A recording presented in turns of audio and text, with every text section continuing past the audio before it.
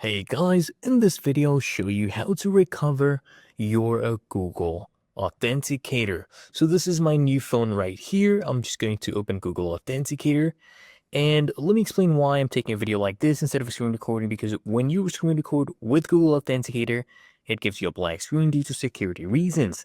Now I'll show you how to do this in two ways. First, I'll click on Get Started.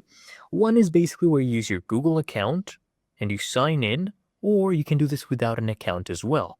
So I'll click on Without an Account, and all you need to do is come here, the top left, click on these three horizontal lines, click on a Transfer Codes, and then click on Import Codes, okay?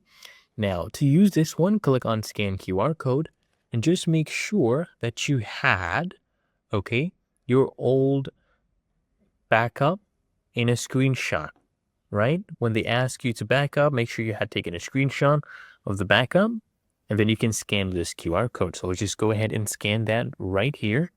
And as you can see, I have on my new phone recovered my Google Authenticator. So this is way number one. As you can see, I'm not logged in. So what I'll do, I'll show you the other way. I'll reinstall this.